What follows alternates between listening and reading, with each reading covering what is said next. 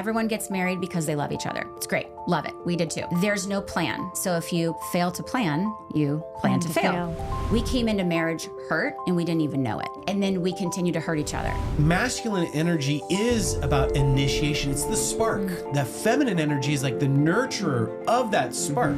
Something that we implemented, and it's been a game changer for us, is when we help two adults solve their relationship, it really impacts 3 generations. What would you say are the top 2 other essential no-brainer tools that most people are just not practicing? Well, okay. Hello, everybody. Welcome back to the Lila Rose Show. Today, we're sitting down with Meygan and Casey of the organization Marriage 365. Now, I think you guys are going to love this episode because it's hard to find in today's world, I would say, a couple that are actively doing really incredible marriage advice and relationship advice who are actually walking the walk as well as talking the talk. That's why I really love Marriage 365. In this episode, we're going to talk all things marriage, how to deal with really tough things in marriage and relationships, dealing with conflict, dealing with communication. There's a lot of really practical, amazing advice that's given in this episode. I think you're going to love it. Enjoy. And you guys, don't forget, if you are listening right now on podcast apps, Apple or Spotify, or if you are watching this on YouTube, make sure that you're subscribed. Did you know that over 90% of the people watching this content, you guys aren't subscribed yet? You might not even know you're not subscribed. So if you're on YouTube, click that subscription button, ring that notification bell. And if you're on podcast app, make sure that you are subscribed to the Lila Rose Show so that you never miss another episode. Meygan and Casey Caston, thanks for joining the podcast.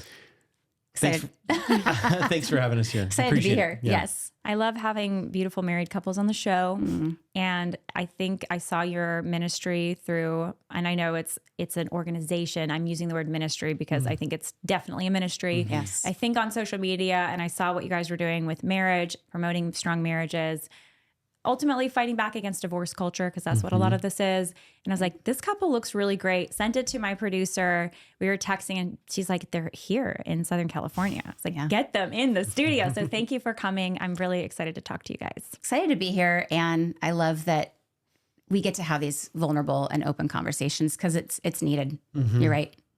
So Marriage 365 is your organization. And my understanding is you have actually physically sat down with now thousands of married couples to help them strengthen their marriage. Yep.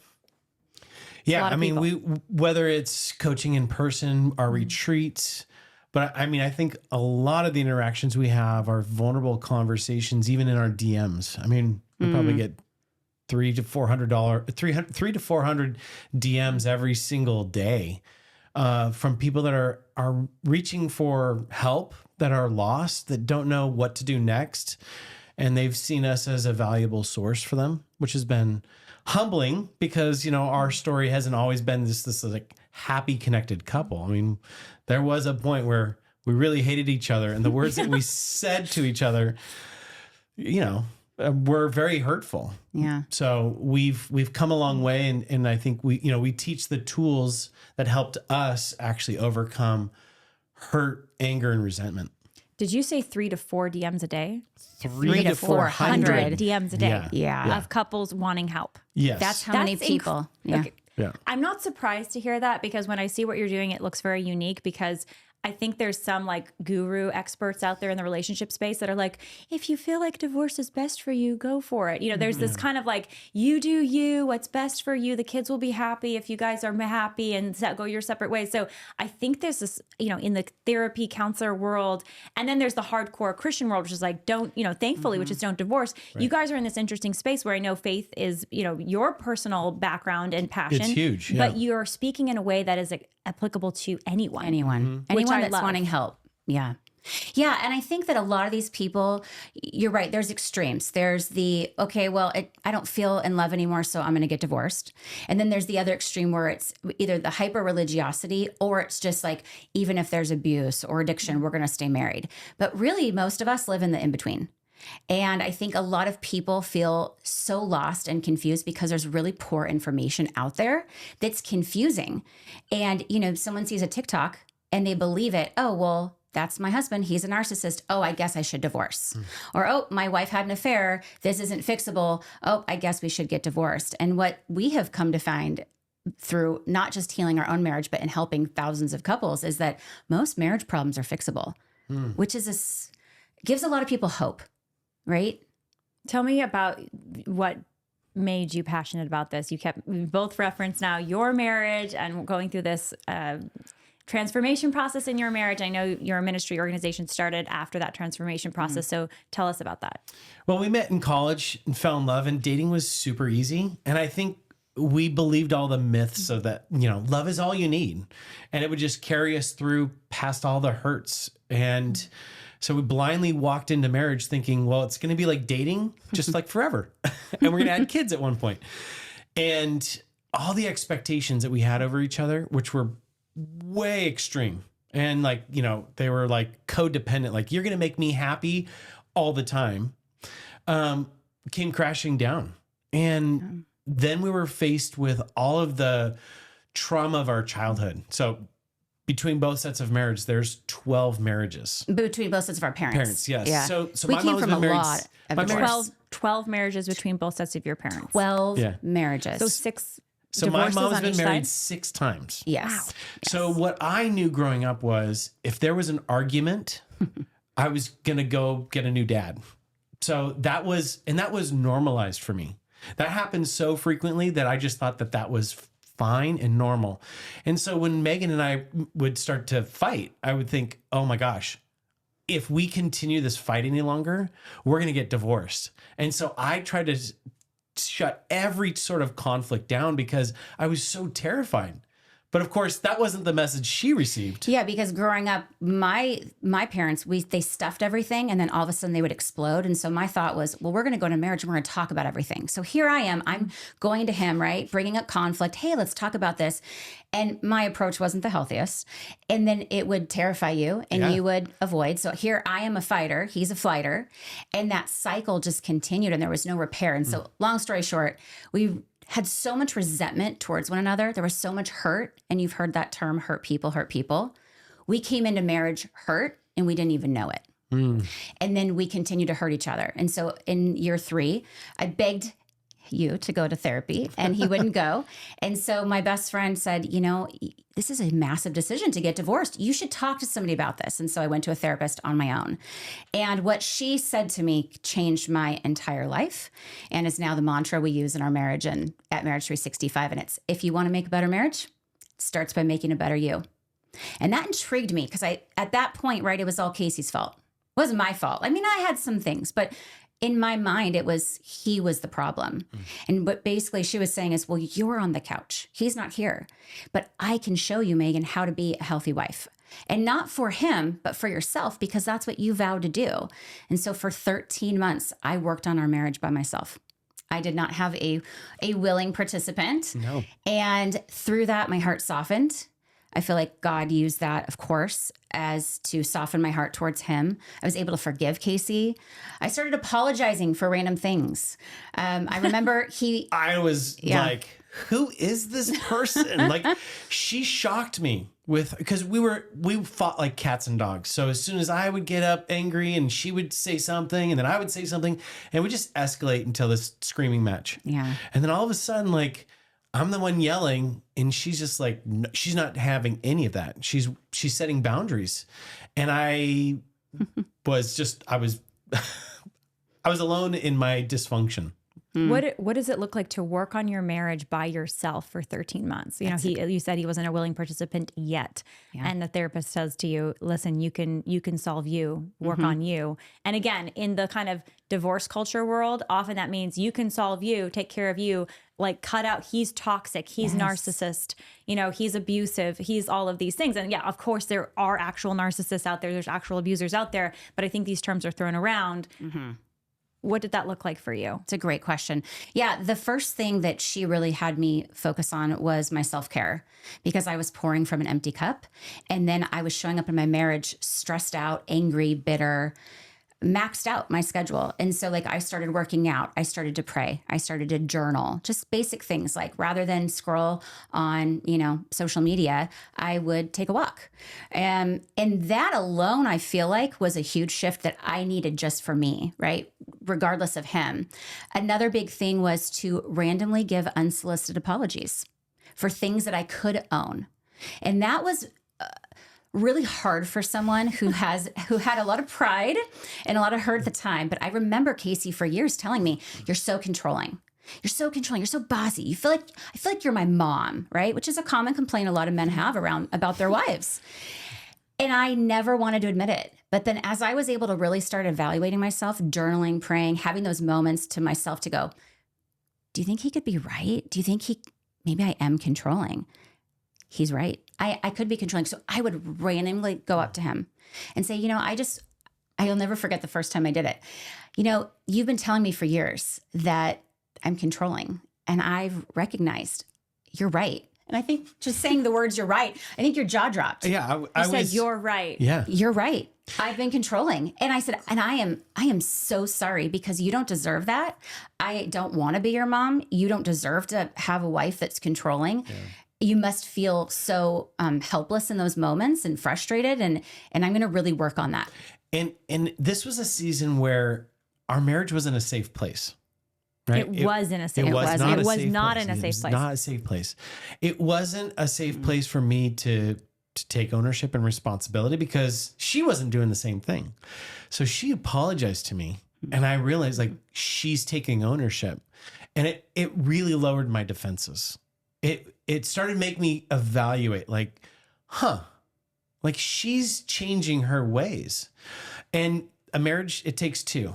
And when one person changes the dance, the other person has to respond to that. Mm-hmm. Now, some people are not willing to take that journey, and that's unfortunate.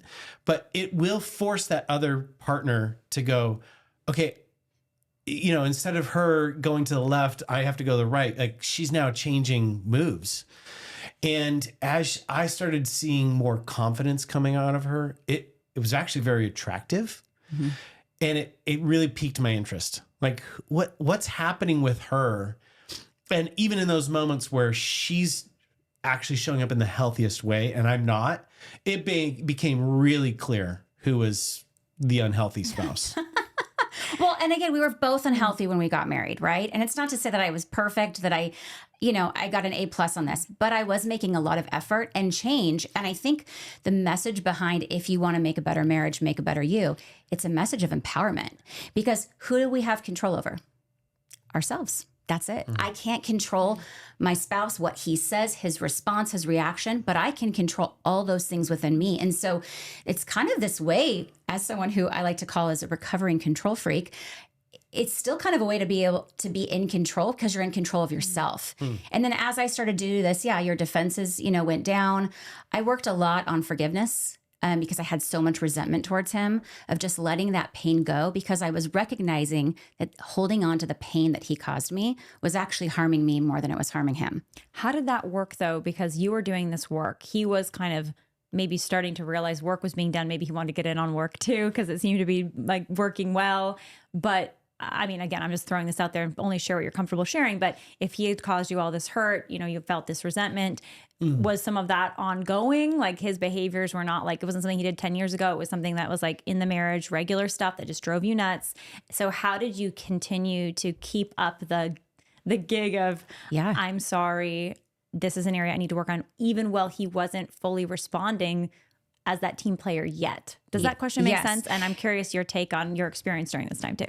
7 Weeks Coffee is America's pro-life coffee company on a mission to fund the pro-life movement, one delicious cup of coffee at a time. And they check every box. This is pesticide-free, mold-free, organically farmed, low-acid coffee that is absolutely delicious. Why is it called 7 Weeks Coffee? Because at 7 weeks, the baby is the size of a coffee bean. That's why 7 Weeks Coffee donates 10% of every single sale, including the sale you can make today, to pro-life pregnancy centers. In fact, 7 Weeks Coffee has donated almost $1 million now, over $750,000 to pregnancy centers because of passionate coffee lovers like yourself. And because coffee always tastes better with a free gift, if you go to 7weekscoffee.com today and subscribe using the code Lila at checkout, you'll get a free 2-pack of their new travel bags to take your coffee wherever life takes you. And exclusively for the listeners of this show, you can go to 7weekscoffee.com. You can use the code Lila at checkout to get up to 25% off your first purchase, as well as your free gift.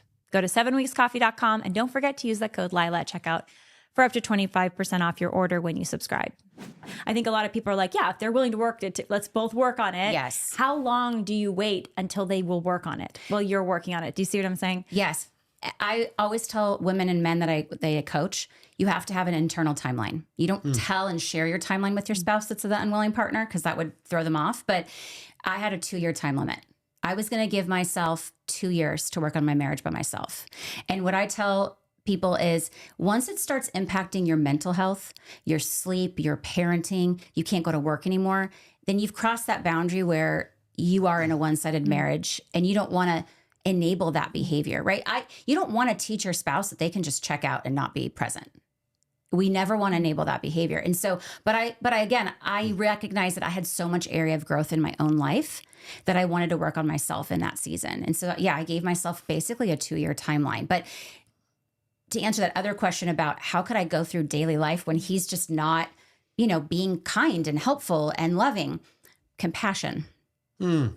Yeah. I go back to hurt people. And rarely do we ever meet a couple where they got married and want to divorce, or they got married and, I don't like who you are. They've forgotten who they are, and they've forgotten their love story. And they forget that if someone's yelling or withdrawing or giving the silent treatment, that is a symptom that they are hurting. Now, it's not an excuse to hurt people, but it is the explanation. And so I was able to see Casey through the eyes of compassion, to say, wow, he must be so hurting that this is the way he's showing up. And I was able to do that because I got myself help realizing that the way I was showing up, I too was hurting, right? But then I was fixing that hurt. So I wasn't showing up the same way. I was showing up in a healthier way.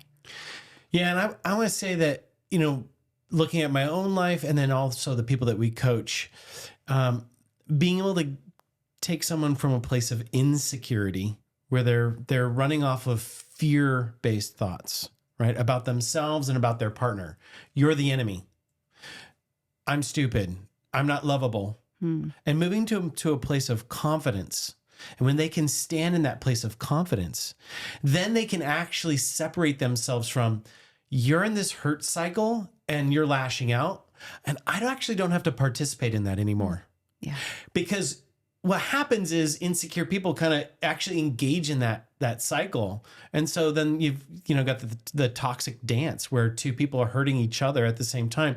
And then there's this moment where you separate yourself. And that's a beautiful place to be in, because if you begin to start working on yourself, you will grow into a place of confidence, because you're becoming more self-aware, more spousal aware.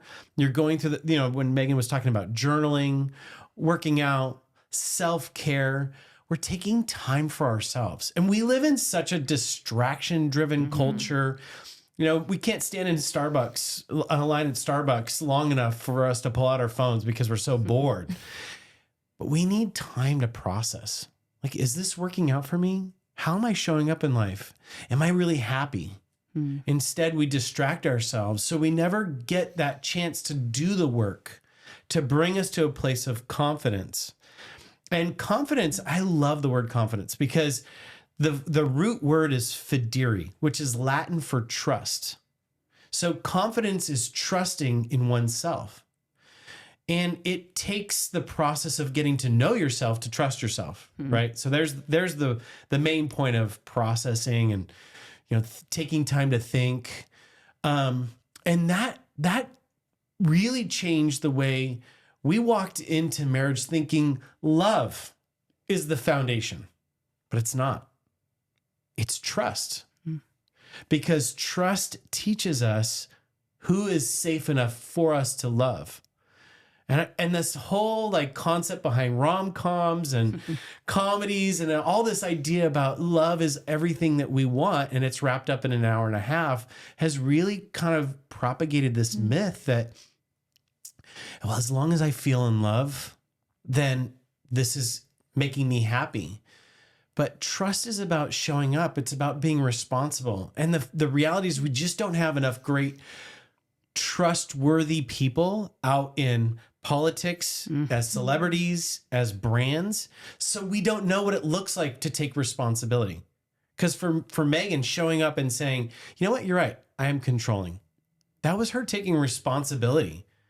And it was almost like countercultural. It was like this moment where it was like, what is this? I've never seen this before on you. And it changed everything about how I responded to her, because I was like, this is different. I think that's a really interesting point, that in today's political and social climate, apologizing is seen as weakness increasingly, because I think it sort of vacillated from apologize for everything, apologize for existing. I'm talking about kind of politically, like wokeism, DEI, like you're not good enough because you're like a white man or whatever it is, right? Yeah. And it goes from like radical apologize for everything now to like don't apologize for anything, you know, just be who you are, tough luck, you know, whatever. And it's like there's a common sense middle ground. Yes. Where like you apologize if you do something wrong. Full stop. That's it. Yeah. Don't apologize for who you are that God made you, but apologize if you do something wrong. Well, absolutely. What we see in culture is people are blaming. We are a total blame culture. It wasn't me. It was somebody else. It was something else. And blaming is very, it erodes trust, because you're not showing up and being responsible. Trust is about being accountable for your actions. It's saying, am I reliable? And in relationships, it's so important to build trust, not love. Love springs out of that. But trust is kind of the non-sexy part of your secrets are safe with me. I will be accountable for my actions. And if I did something to hurt you, I'm going to take responsibility for that. And I can show up and be messy and you're still going to love me. Because we're messy in marriage. It's just how it goes. We make mistakes. Yeah, I have ADHD, so there's lots of mistakes. I give her lots of opportunities to practice compassion. Actually, his number one advice for anyone that has ADHD that's married is get good at apologizing. Yeah, right? that's true. Yeah, because you're going to be more impulsive. Yep. Yeah. So she's apologizing. She's doing self-care. She's putting up boundaries. I'm not going to yell back or whatever it is. How does that affect you, and how did you change? Did you know that up to 90% of the meat in your grocery store is not from the United States? It might say USA on the label, but it's not actually from American ranchers. It's imported and packaged in the United States. Good Ranchers is 100% sourced from the United States. And when you choose goodranchers.com, you're choosing more than just delicious meat. You're choosing to support local American farms and ranchers, standing up for transparency and safety in our food supply. At my house, chicken nuggets are an easy and kid-friendly meal. Thankfully, Good Ranchers has created a new seed oil-free nugget. No other nugget on the market offers a pure seed oil-free recipe that prioritizes your family's health without sacrificing flavor or crunch. And because it's a new year, if you order today using the code Lila, if you order any subscription box, you will get one whole free year of a free add-on of your choice. That's a free add-on of ground beef, chicken breasts, I highly recommend those, or salmon. And if you use the code Lila at checkout, you will get not only your free add-on for a year, but you will get $25 off your first order, as well as fast free shipping. That's goodranchers.com, American meat delivered. She's putting up boundaries. I'm not going to yell back or whatever it is. How does that affect you, and how did you change? I mean, she started to model what healthy and showing up healthy looks like. And I wanted that. I mean, deep down inside, we all look at confident people and go, I would like to be like that person. But it wasn't happening in my life. So she kind of was the standard bearer of like, we're no longer going to yell at each other. You can yell all you want, but my boundary is I'm not going to tolerate that behavior. So I remember there was this moment where I walked into the room. I'm just like steaming about something. My face is all red. I'm like, you're going to hear it from me. You ready? And she saw me and she's just like, hey, I really want to hear what you have to say. Why don't you go outside, take a beat, come back in. Let's sit down on the couch and let's have a healthy conversation. I was like, who is this? Because normally I would have fought back, yelled back. We would have gotten into it. But that behavior stopped. And I remember you were shocked. I was like, does that work? Like, do you recommend that? Because I think someone might be like, well, that will just infuriate them more because they'll feel like you're being condescending because they won't wrestle back with you. It does work if you do it in a really calm way. I didn't do it in a passive aggressive way or with like a snarky tone. It genuinely, I wanted to hear what he had to say, but I had to come up with my own boundaries in life to say, would I let anyone come into my life and just yell at me?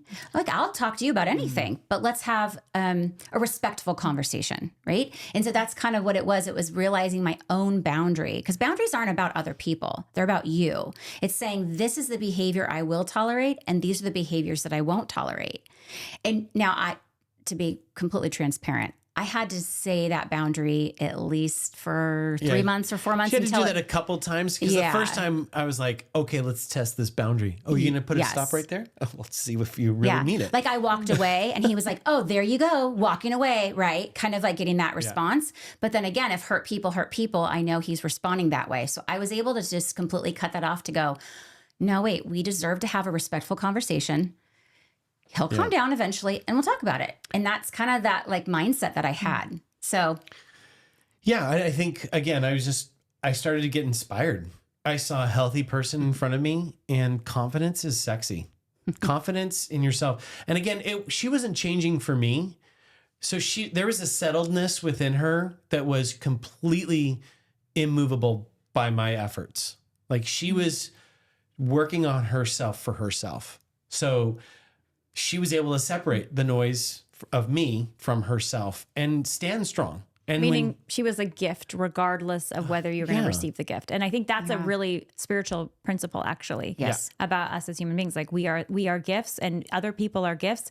We can freely choose to receive or give, but your receiving of me as a gift or your refusal to receive me doesn't change that I'm a gift. Yeah. Correct. And that's that confidence you're talking about. Well, we are supposed to check our own speck in our eye before we see the plank in our spouses. Oh, sorry, the other person. And I think that that's just a call to personal responsibility. And I don't think anybody's ever ashamed or disappointed. Like, oh, I worked on myself. I did self-care. Now I feel worse. They feel better. Yeah, you're going to feel better. Right? And I remember he came to me, we were in our 1-bedroom apartment at the time, and within that 13-month period, at the very end of it, and you like fell to your knees and you were like, I can't keep this up anymore. He's like, I'm tired of trying to fight. Like you've obviously figured something out because you're happier, you're kinder, you're nicer, you have better boundaries. Like you're the best you've ever been since I've known you. And he's like, whatever you're doing, I want. And that was really a turning point. And we tell people, it took 2 years for us to fall in love and get married, took 3 years to destroy our marriage. And it took about 4 to 5 years to repair it. It did not happen overnight. A lot of people like to hear our story and go, oh, was it 6 months? I'm like, I wish. No, it took years. We had destroyed everything. And along the way, what we've discovered, I mean, we were broke poor. Like we couldn't afford therapy or anything like that. What we discovered was there are truths that have been here from the beginning of time. I would like to say that they're buried in the book of Proverbs, which is the book of marriage, right? Because, for example, we get to choose the power of our words. We get to choose life or get to choose death. That has a huge impact in our relationship. And so we really started to kind of uncover, like, there are tools that we can use to help rebuild our marriage. And I think, a lot of people will go, well, once we're stuck, we need therapy. And we've only had therapy for the last less than 100 years. Yeah, but we've been doing marriage for a very, very long time. And that's because people had tools. So it's the same thing as like, if you want to build something great, you have to have a toolbox, right? You have to have tools to build that. What are those tools? Well, that's a great question. And I want to say I'm a fixer. So he's actually more empathetic than I am. So oftentimes in marriage, the female is more empathetic and the husband is usually the fixer. But I'm a problem solver to my core. And so we would have these issues in our marriage. And I'm like, there's got to be a solution, like other than therapy, because we couldn't afford it. Yeah. And so we'd go to the table. And so an example that we implemented, and it's been a game changer for us, is the weekly marriage business meeting. So if you're in business, right, you go to work and your task list, you've got your KPIs, your goals, your boss might tell you, hey, you're working with so-and-so on this project and this is my expectations. And so you go confidently into it because you know what's expected. We don't do this in marriage. We just kind of wing it. And so we would fight all the time about schedules. Well, you said you'd be home at 5. No, I thought you said 6. You said you'd pick up the dry cleaning. Well, I thought you were going to pick it up, right? And I'm like, there's got to be a solution to this. And so one night I remember saying, and at the time we're both working, and it's like, well, we have business meetings all the time at our jobs. Why don't we have one for our marriage? And so we tried it, and sure enough, we've tweaked it over the years, and it's like one of our most popular tools we're known for. But it's called the weekly marriage business meeting. And I want to tell you that you could probably easily reduce about 50% of your conflict just through this one tool, because most conflict comes from misalignment, Like couples are kind of crossing paths like this. And when you think about a team, like we're a team. Yeah. But when the team is composed of two people that are just doing their own thing, that's not teamwork. That's like dancing two different dances on the dance floor and kind of stepping all over each other. Whereas the weekly marriage business meeting provides alignment for us to dance the same dance. And the week goes by so much more smoother. No longer am I like coming home on Tuesday going, what's for dinner? Yeah. So how this works is every Sunday night we tell couples, sit down, can take anywhere between 30 minutes to an hour. And you go through everything, schedules, meal plan. If you need to go through your budget, what money's going in, what money's coming out. Do we need to save for anything specifically? But then this is also... But you're leaving out one thing. Oh, what? We get to schedule sex. Oh, yeah. Okay. So we're huge advocates on scheduling sex. And I know when we post this on social media. Are you allowed to have sex even that's not scheduled? Totally. Yes. Okay. Yes. But like, yes. at least do the minimum. Sex is okay. You just do the minimum. Okay. Yes. Yes. So we always tell curious. couples. Yes. Right. We always tell couples Sounds if you're good. having spontaneous sex, you don't need to schedule sex. But for us, we noticed there'd be weeks that would go by and we're like, we're so busy or we're too tired or we'd wait until the kids, they were little and they were exhausting and it's 10 o'clock. It's like, it's not going to happen, babe. Lila, Like, you got 3 kids. I mean, you're busy all the time. We finally got our kids out of our bedroom for the night. They come in the morning, Okay. but the baby now is finally in her crib. It's pretty cool. yeah. Yeah. I mean, Your husband's I liking love it. my baby, Yes. but I love my Anybody husband. that's got young kids knows, like, Yeah, it's they cannot get hard. through the routine of life where it's like every week feels like the last week. And scheduling sex is just saying like, hey, this is really important enough for us to carve out space and time and actually create like boundaries or like, hey, kids, you guys going to be in the other room? Like we have a plan to ensure that intimacy is a priority in a relationship. And I would say most couples feel like they're not getting enough sex. Yeah. So again, this is misalignment. Mm-hmm. And this is the tool that now says, okay, well, then let's look at the week. Okay, you're working late Tuesday, so it's probably not going to happen Tuesday. But Wednesday, right? It's hump day. So why not? Yeah. I think so. Yes, we schedule sex, but the other thing that we do is we make sure that we have date night or connection time. Yes. And I think that there's this myth out there that a lot of couples have where date night is we have to go out to a restaurant, spend money, and do some kind of adventure. Where I'm like, no, you can actually just take a walk for 45 minutes around the neighborhood, and that's still considered a date night. The purpose of date night is to connect on an emotional level, make new memories, have fun, talk, laugh, right? Yeah. Just be together uninterrupted without the kids or without any distractions. And so we always tell couples, make it work. But if you don't schedule that, very rarely will it happen. And then, years go on. And so what we've seen, and this is kind of the trend, what we're seeing with marriage, everyone gets married because they love each other. It's great. Love it. We did too. There's no plan. So if you fail to plan, you plan to fail. And so they slowly grow apart. It's not this big thing that happens that I think a lot of people assume, like an affair or, you broke the law or something. No, it's this like slow and steady drift. And then the kids come and the mortgage and the dog and the chores. And they're like, whoa, and the longing is there. They want to connect. We wanted to connect and have time. Of course. But if you don't put it on the calendar or make that a priority, it's probably not going to happen. And so that's what this example of this tool does.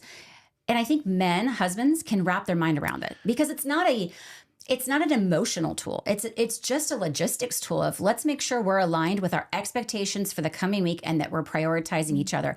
And on top of it, by the way, in the weekly marriage business meeting, because we have a whole worksheet for this at Marriage 365, but we even have a checkbox for self-care because I want Casey to practice self-care because when he does and he goes surfing or he works out, he shows up as a better husband. Mm-hmm. And when I practice self-care and go to the gym or whatever my things I do, going to the spa, getting a massage, I show up as a better wife. And that's because two healthy individuals create a healthy marriage.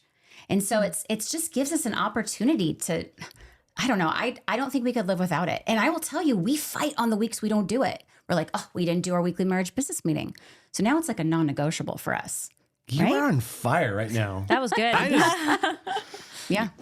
EveryLife.com is America's pro-life baby diaper and wipes company. And I'm so excited to share about their new products too. I love everylife.com and I use EveryLife diapers and wipes for my little ones because these are a best-in-class product that are clean. There's no harmful dyes or fragrances or phthalates in this product. It is designed to be healthy for your little one and good for your little one's skin. If you go to everylife.com/join today, by joining the Changing Lives Club, you not only get 10% off your monthly diaper and wipe subscription, in addition to that, you'll get a free tote bag, and everylife.com will donate a box of diapers and wipes to a mother and baby in need. And I'm excited to share, everylife.com is now offering training pants for your little one. These are 12-hour leak-proof training pants, pull-ups for that little one that is maybe potty training. You got to check them out. EveryLife also has just come out with their new shampoo and baby wash and lotion package. The product is amazing. I have already started to use it. That's everylife.com/join. Use the code Lila. Yeah, No, it amazing. actually makes me. My husband is the logistic lead, and he's I realize we do this, but we didn't have language for it, and I think now with the language you're giving, we can even do it with more intention. Yes, but yes, if you don't know what the other person is doing, what you're doing, how you're doing it together, it makes so much sense what you're saying. It seems so common sense, but I don't think a lot of people go into marriage thinking we need to make sure we do that weekly standing meeting. Like that is essential. Yes. Like we're not. It's not that that's like a code that most folks are taught. Exactly. But it makes so much sense. So I want to talk about actually the most common story that we hear Yes, that tell shows me. up in our DMs is Yeah, it's crazy. You get hundreds of DMs a day of struggling couples. It's amazing, by the way, how transparent and vulnerable people are with I mean, maybe they feel like they know us, which I'm sure you experience too, but I'm thinking, wow, these are some deep hurts. This is their marriage, right? This is a very intimate part of their life. And we're so grateful for our community that they trust us. no one gets married and says, you know what? I give us 10 good years, followed by another 5 where we just really become roommates. And then once our kids are gone, we get divorced. But that is a very, very common story. And we are working really, really hard to stop that story. And, Amen. And that, yes. Yay. And because we know the pain of divorce, by the way. If divorce to a child, to a teenager, to an adult is still the same. It's trauma. When they watch mom and dad, they're heroes of their story, separate, there's all sorts of questions that come up. And, I had a recurring nightmare growing up. I never want any kid to ever experience any of that. I mean, obviously a little emotional because it's still so very close and tender to my heart. And this has been years and years and years. Yeah. Long time ago, but it's still there no matter what. And so, What you're saying, you had a recurring nightmare growing up? yeah. So when my parents divorced, my mom remarried, and I always had a dream. I guess it was probably watching Parent Trap. Is watching my parents get back together some point, And so, we were in this Volkswagen bus and we pull up to these train tracks and I'm in the back seat and like this train comes our way and I'm like trying to get out to save my parents. And then I wake up when the train hits. And that happened like over and over and over again. And I think for me, the passion to like get a hold of someone and say like, your marriage is fixable. You can realign yourself back in a healthy way is because I never want to see any kids ever have to deal with that. And I think the work that we do is so transcendent because when we help 2 adults, by the way, solve their relationship, it really impacts 3 generations because the way they push their children out into the world, divorced or together, then impacts the way they go out and find a mate and then they go parent. And so when we can help a marriage stay together, obviously, their kids come out whole, healthy, confident, and they look for other people that are whole, healthy, and confident and create better and more healthier families. Okay, but I'm going to say this too.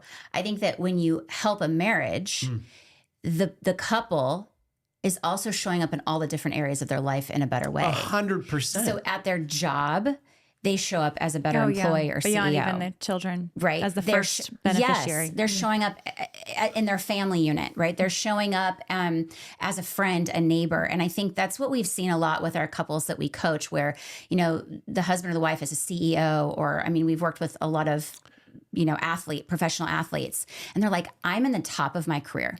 I have everything that I want, but because my marriage is falling apart, I feel like I have nothing. And that right there is really telling of why it's so important to work on your marriage, because it can positively or negatively impact you depending upon how much you're willing to put into it. Okay, this is going to start rant number 267 Go for me.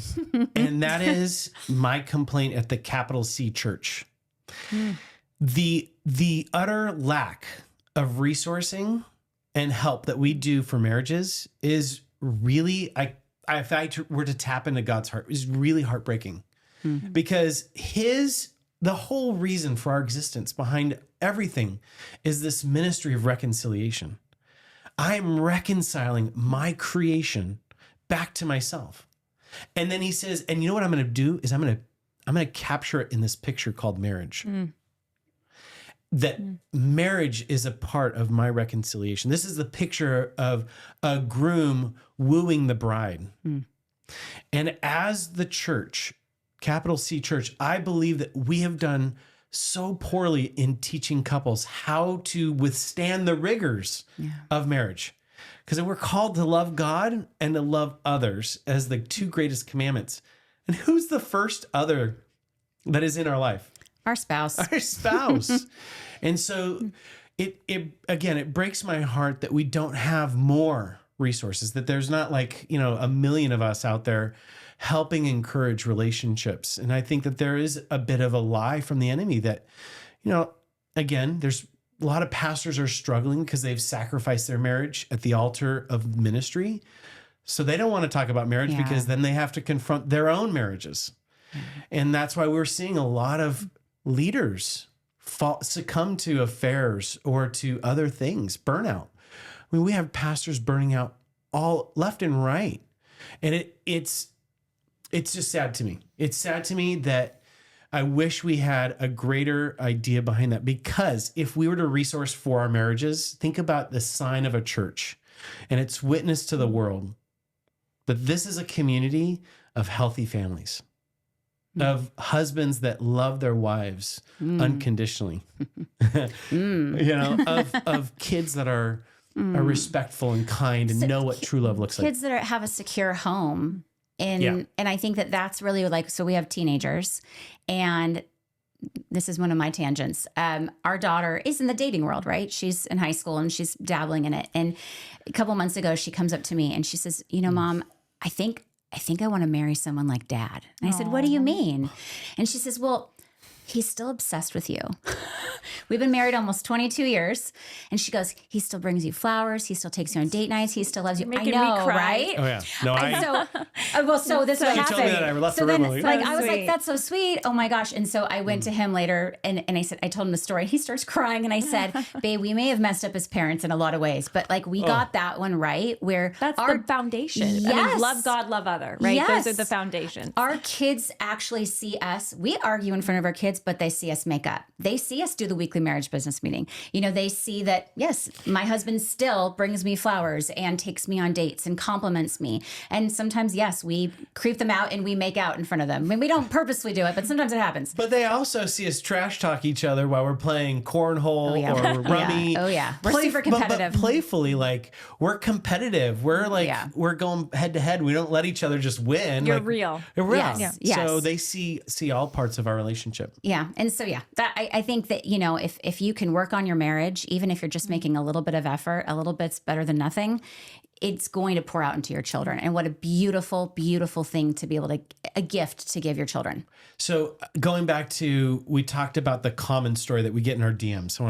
I know. My fault, by the way, but this was all good because I was like, tell me about the nightmare. And then So what we see couples do is they say I do, and then they start their journey. And somewhere along the way, 1 to 2% off target. And you know what? 1 week goes by, 1 month goes by, no problem. No one even probably notices it at first. It's very subtle. But there's a slow drift that happens. And there's this nautical law called the 1 in 60.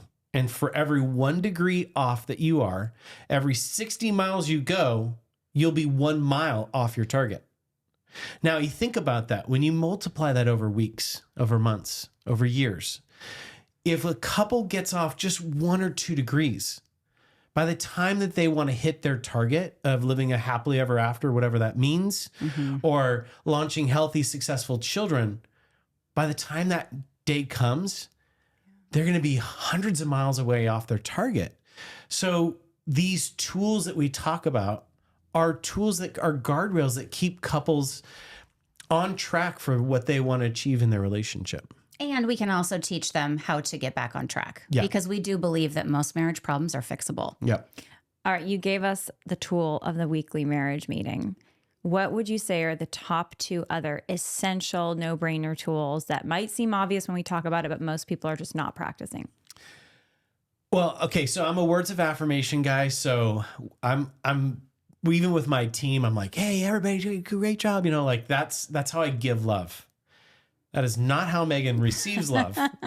She wants to show up. I'm an acts of service kind of gal. Show me with your actions that you love me. Don't tell me you love me. Lila, we're actually more different than we are alike. Oh, yeah. By the way, we're a case study of like 2 polar opposites coming together. Yeah. But we are both stubborn and we're both strong-willed. And we're both competitive. Yes. Right. The joke is that my wife and we laugh about how competitive we are, but I laugh harder.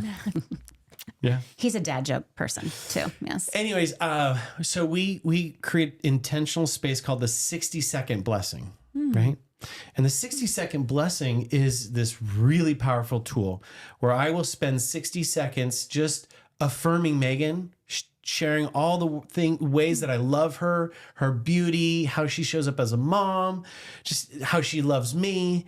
And I affirm her. And this is words that are just really, really powerful. But she wants service. I mean, she wants you to do the dishes for 60 seconds. How does it work? True. Well, but it's intentional time that now she then returns back and gives me the 60-second blessing. Yes. So it's a two-way street. Two-way street. Yes. Okay. But when we're coaching couples, especially that have gone off track, we'll ask the question, when was the last time you heard a positive word from your partner? Oh, some of them say, I can't remember. It's been years. It's been months.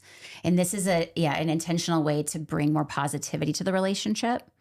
And I think we go years and we assume that our spouse knows we love this about them because we complimented them on their looks 5 years ago. Like they know I think they're sexy, or he knows that I appreciate how hard he works for the family.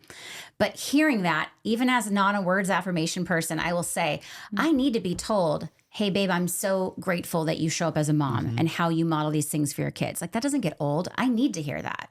And so it's a 2-minute habit. We tell couples, you can do it obviously in person. You could do it over the phone. So for people maybe like first responder marriages or military couples, it doesn't have to be in person. You could do it FaceTime, via text. But what I love about this tool is that you can do it to your children too. Oh. And we always tell parents, you should teach your children the 60-second blessing. And so we have our kids, we do this at even our teenagers. It's funny because like our daughter doesn't like to give it to our son, but she sure loves hearing all the things her brother loves about her. But we do it as a family to everybody. So we do this in front of our children to each other, but then we also have incorporated it into the kids. And it's one of those tools again that, like the weekly family or the weekly marriage business meeting, we actually have a family version where you can have a family meeting every week. And our kids, we do that every Sunday night with our children. And now they have learned the skill set of being aligned as a family that hopefully they will take into their own adulthood and their lives. We've heard this saying that sticks and stones may break my bones, but words will never hurt me. That is the biggest lie that's ever been propagated on a childhood playground, okay? Because words are very powerful for us. Words, like even the word encouragement was so cool. The etymology of that is, the heart of that is cur, which is Latin for heart. And the idea is that I can speak words directly into your heart. I can build confidence in you by the words that I choose to speak into you. I can give you courage. I can actually create love by the words that I choose. That's intentional space. That's a discipline. Now that's, again, trust. It's trust building because it's speaking love over each other. It's showing up. But I always say, like, you either can plant weed seeds or fruit trees, right? And the weed seeds are the sharp and critical words. It's the sarcastic comments. It's sometimes even the nonverbal too. But the fruit trees, the fruit seeds they grow into something that you get to actually enjoy, right? Luscious fruit from your garden that you've actually created in your relationship. And I just want to say, I think the 60-second blessing is a great form of foreplay also. Sounds like it. Yeah, it's very emotionally connecting. And I think women and men love it. And it's simple. It's 2 minutes a day. So even if you are a busy couple, you can still make time for 2 minutes a day to affirm each other. So you recommend it daily? We recommend it daily for couples who are hurting. We recommend it at least once or twice a week for couples who are just doing well. Like we do it like a couple of times a week. But when we were hurting and repairing our marriage, that was actually one of the tools that we use to get back on track. Or when we feel really off or disconnected, we instantly do the 60-second blessing. Like now it's just become a habit. And you can write them out. Some people go, how do you come up with the same, how do you come up with it in the moment? And it's like, well, just write them out and then you can read your lists. Some people ask us, do you ever get sick of hearing the same things? And again, I go back to, it depends. I think you should try to expand, your mind, but it can even be as simple as like, hey, last week, I'm really grateful that you took care of that bill that I didn't want to take care of. It can even be something like that. But yeah, affirming and having that positivity in your marriage is so essential and connecting. I love how I love Meygan because I can paint a big picture of like, here's what you should be doing. And then Megan's like, okay, so on Monday, here's what you're actually going to be doing. I know. I'm so the She's so logistic. tactical. You're a team. It's Tactical. great. Yes. You're the big picture dreamer, babe. Yeah. And you're the feeler. So a lot of feelings where I'm like, true. Logically speaking, what does this mean? What do we need to actually do here? Yeah. I love what you're saying because it's not difficult. It's I not. mean, in a sense, maybe it's difficult to get your mind wrapped around it. Like, I'm going to be so positive now, like in terms of behavioral change, but the actual behavior that needs to change per se of, okay, have a conversation for 2 minutes. Yeah. It's literally 1 minute, your turn, the other person, their turn. I think the simplicity of it is very relieving, I hope, for people. And again, even if folks listening, they have a good marriage or maybe they're not even married, I'm going to guess like this is a tool that can be used in certainly family life, but if you're dating someone, this is just a generally good human tool to use in relationships. Yes. Yes, I did this to one of intentional encouragement. Yes, I did this to one of my girlfriends a couple years ago, and I just felt the Lord saying, you need to call her and you need to say these things. And of course, on the other line, she was crying and she says, you don't even know how much I needed to hear these things because I have felt like the biggest failure in my life right now. And so you never know how your words can impact somebody. And I always say better to have positive, encouraging words. And again, I think we assume our friends know this. We assume our kids know that we love them and the things that we think great about them. And same with our spouse. This is why we have to be intentional and say it. So good. That is such a good one. Okay. Give us another I one. have another tool, but I want to go first. Okay. I want to go first. I don't know what you're going to say, but I have a tool that I want to say. She always goes first. Asking open-ended questions. So when you were dating your husband, all right, you guys are on your dates. You're like, okay, tell me about like where you grew up and, what's your major, depending upon when you met. What do you want to be when you grow up? What does retirement look like? Do you like to travel? Do you like animals? Right? And you're having these conversations back and forth. Okay, it was interesting enough to then go on date 2. Because if he sat there and he was like, I don't know. You're like, well, tell me about your childhood. There's nothing really to share. You'd be like, this guy is so dull, right? This guy is so boring. Snooze fest, not going on date 2. So it's actually our questions that we ask when we're dating that cause this, oh, this person's really interesting. I want to learn more about them. Or, wow, we have a lot in common. Or, wow, they're really opinionated about XYZ. Okay, so we do this when we're dating, then we get married, and then we start asking the same boring questions. How was your day? What's for dinner? How was work? Can we have sex tonight? Those are my go-to questions. Yes. And we don't intentionally do that. It just happens. We kind of lose this art of asking really good questions. And so one of the things that we would always tell couples to do is to ask open-ended questions. And it really, so number one, it shows curiosity. Yes. I desire to know more about you. Even though I've been married to you for 22 years and we've been together for 24 years, I still want to know, and who is Casey? What does he think about this? Well, the person you dated is very different than the person you're married to today. Well, I sure hope so, because you met me when I was 18. Yeah. I was a teenager, right? I'm a very different person, right? And so it shows curiosity. Curiosity communicates, I desire to know you. I desire to know your thoughts, your feelings, your perspective. And that is very connecting and attractive. Mm-hmm. It's also creating intentional space too. Like if you're sitting down, especially if you've been married for years, you're creating this like, hey, I want to get to know you. And I just think that if we're in the drifting season, Yeah.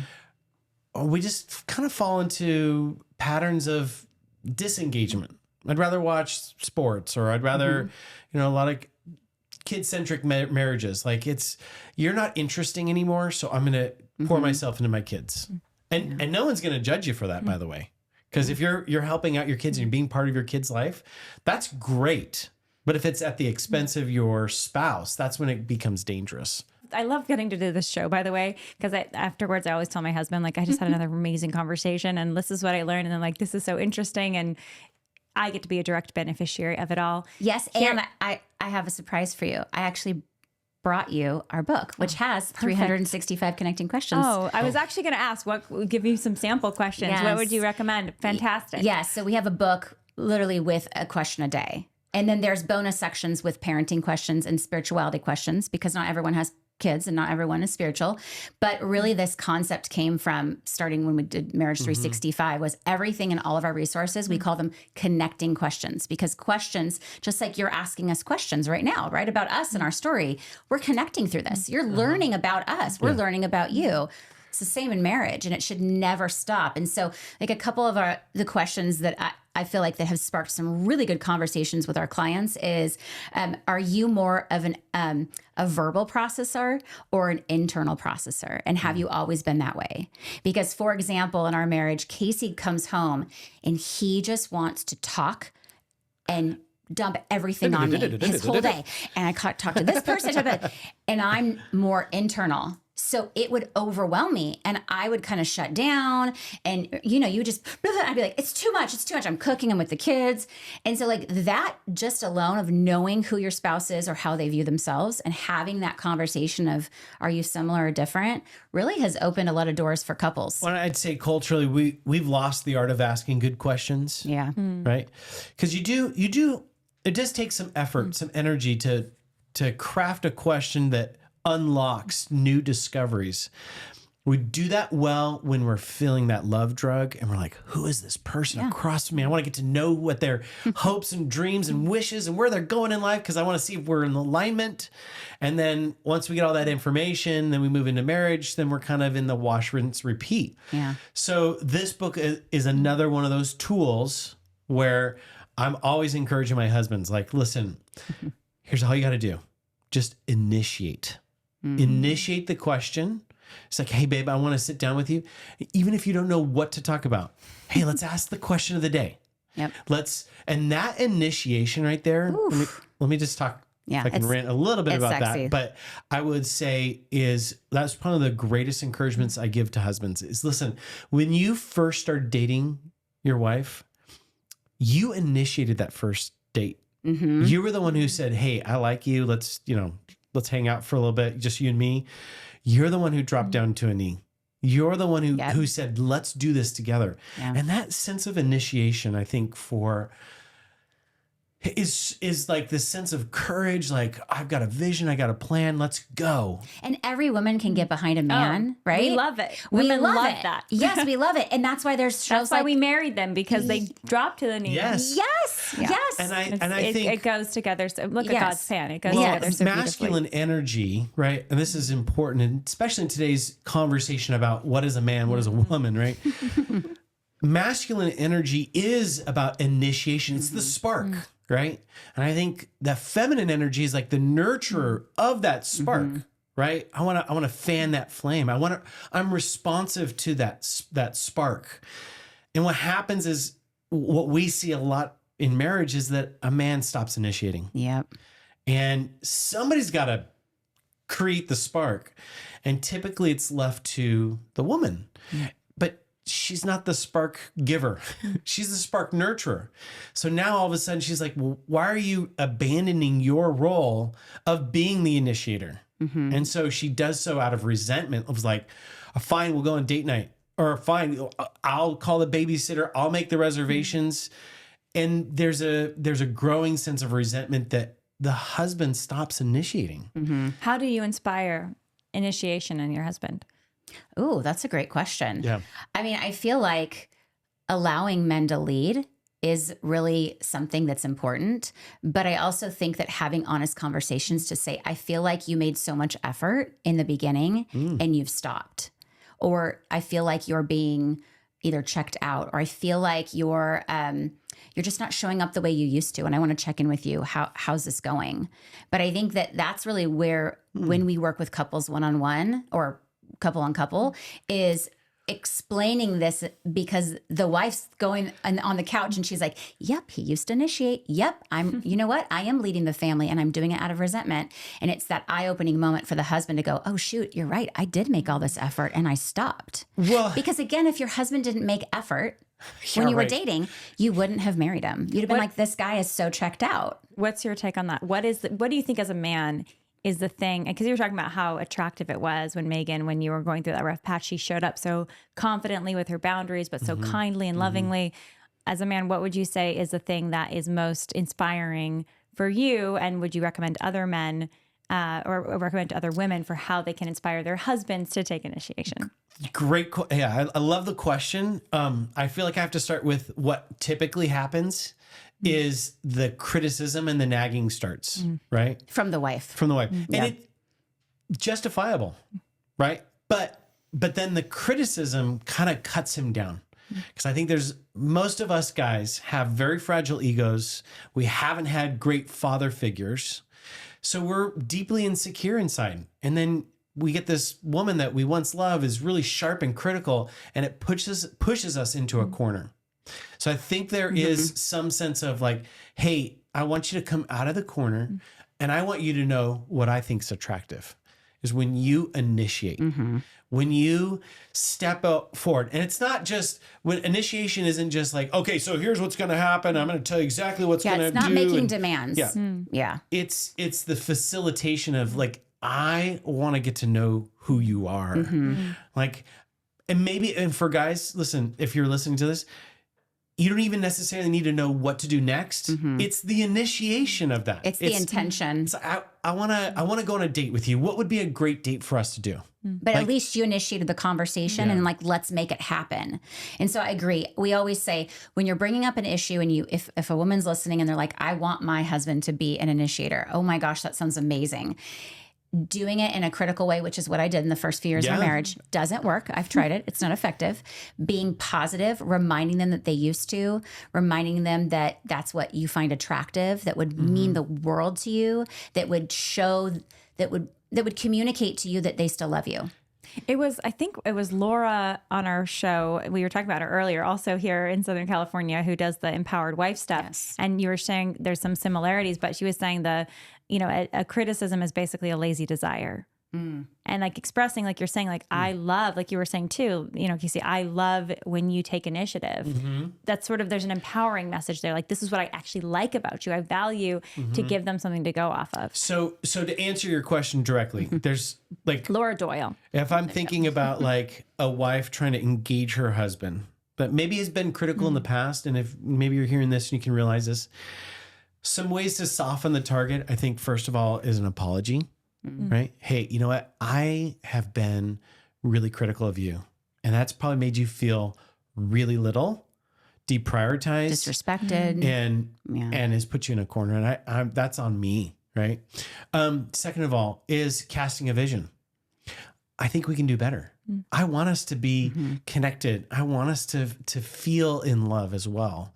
And I think, and a third one is, again, the 60-second blessing is just being a way of saying, I see how hard you work for the family. I see how you engage with the kids. I see how you take out the trash. Like, I appreciate all of that about you.